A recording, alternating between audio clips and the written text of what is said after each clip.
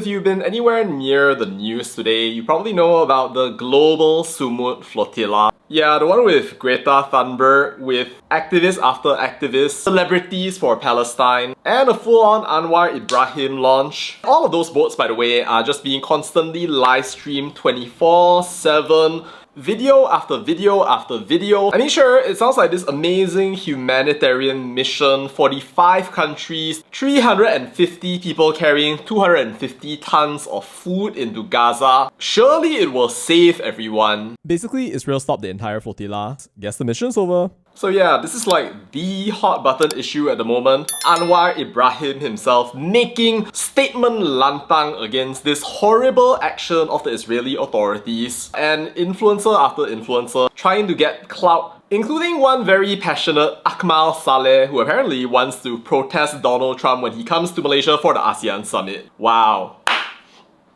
I'm sure that is all very shocking for them, you know, getting caught in the middle of the night, sprayed with water, detained far away from home. To be fair, and with all due respect, can't be going out and then just saying that it was entirely for clout. The very fact that there is this global mission, I think is something that is worthwhile to respect. But honestly, largest civilian convoy in the entirety of history or not, the fact is, I think a huge part of this mission is performative, and it was fully their intention to get caught anyway, so there's no need to go around, surprise Pikachu and play victim, because that was all part of your plan anyway. They've been doing this ever since 2010, and every single convoy that they've ever launched has experienced the exact same treatment. They sail over, then Israel stops them, and then sends them back. They send more people, Israel stops them, and they send them back. Again and again and again. There has never been a scenario where Israel does not send people back. You can say that it's to cover their asses or anything else out there. And I don't think that on that front, there's a human rights violation. But I find it very disingenuous to say that, oh, we had all of this food and we are here to deliver it all to these people of Gaza. That's what we're here for. Let us in! Because no, like, your actual strategy is more of like political and is designed to get people on your side.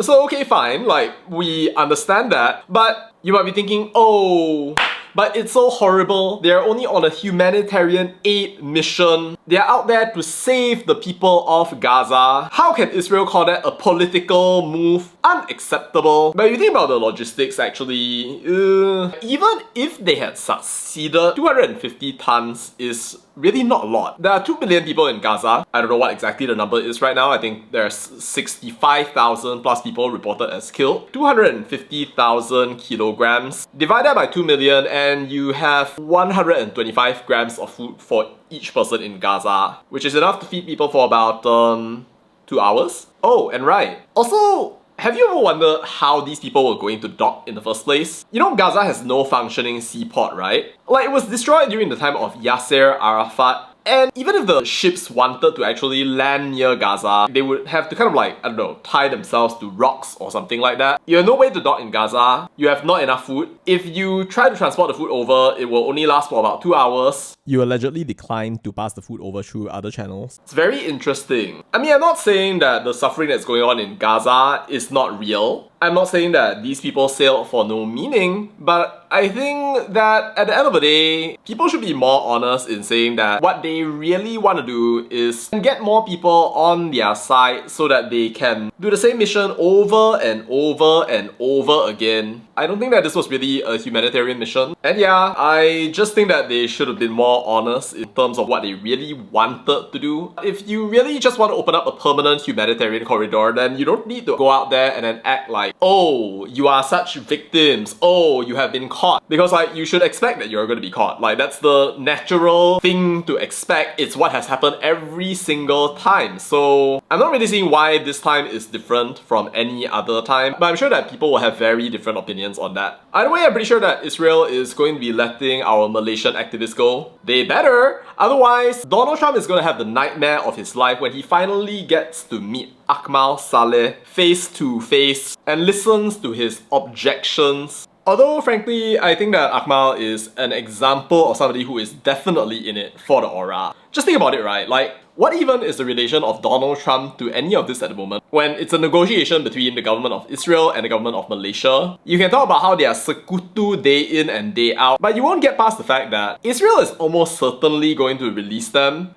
And I'm sure you know that as well, and you're literally just doing this because you want to have your 5 minutes of fame, showcase how amazing you are. Lantang bersuara, not a loser, truly incredible. I mean, it's so obvious that this is for aura, a stretch to the point of being almost comical. But well, shove the man and his political ambitions aside, it is what it is. What do you think? Let me know your thoughts down in the comments. That's all to say about that, and bye.